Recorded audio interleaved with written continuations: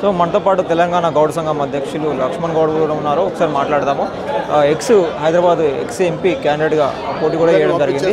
So ఒకసారి మాట్లాడదాం. So అన్న నమస్తే. నమస్కారం అండి. సో ఏం చెప్తారు? ఇప్పుడు ఎలక్షన్ దాదాపు ప్రచారం కూడా పూర్తయిపోయిన సందర్భంగా ఏం చెప్తారు ప్రజలు?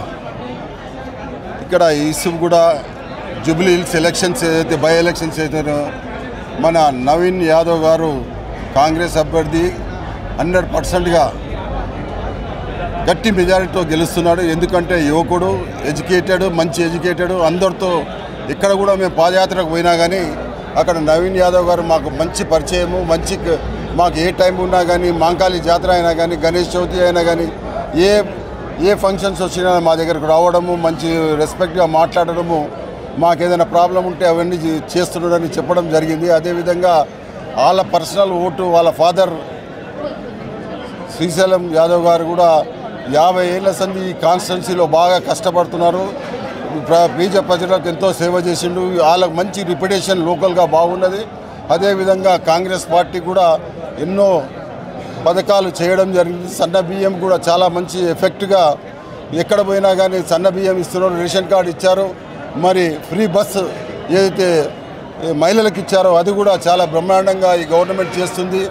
మన ఆనరబుల్ చీఫ్ మినిస్టర్ గారు, మరి పొన్నం ప్రభాకర్ గారు, మళ్ళీ మినిస్టర్ ఉత్తమ్ కుమార్ గారు, పిసిసి అధ్యక్షులు మహేష్ కుమార్ గారు, ఇప్పుడు ఎమ్మెల్యేలు, చైర్మన్లు వాళ్ళందరూ కూడా బ్రహ్మాండంగా వర్క్ చేసిండు.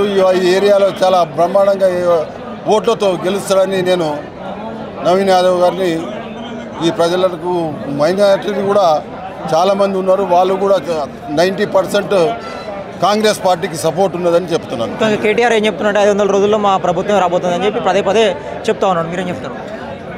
500 రోజులు కానీ 5000 రోజులు కానీ తప్పుగా చెప్పడం జరుగుతుంది. కాన్స్టిట్యున్సీకి కూడా ఏం చేయలేకపోయాడు. అదేవిధంగా ఈ కాంగ్రెస్ గవర్నమెంట్ ఇప్పుడున్న చీఫ్ మినిస్టర్ గారు కానివ్వండి ఎన్నో పథకాలు తీసుకురావడం జరిగింది. పేద ప్రజలకు ఇంకా ఎన్నో పథకాలు చేస్తారు. మరి 100% కాంగ్రెస్ పార్టీ రెగ్యులర్గా వచ్చే కాలంలో కూడా కాంగ్రెస్ పార్టీ విజయం సాధిస్తుందని చెప్తున్నారు. మళ్ళా 11వ తారీఖు నాడు ఈ బై ఎలక్షన్స్ ఉన్నది. మరి మీరందరూ ఈ ఓటర్లకు ఏదైతే జూబ్లీ హిల్స్ ఓటర్లకు విజ్ఞప్తి చేస్తున్నాను. బీసీ క్యాండిడేటు అని బీసీ కాన్సెప్ట్లో అందరూ చాలామంది కూడా మైనార్టీస్ కానీ, బీసీ వర్గాలు కానీ, అగ్రకులాలు కానీ మీరు 11వ నాడు వచ్చి ఓటేసి మన అభ్యర్థిని గెలిపించాల్సిందిగా కోరుతున్నాను. థ్యాంక్ యూ అన్న. థ్యాంక్ యూ భయ్యా.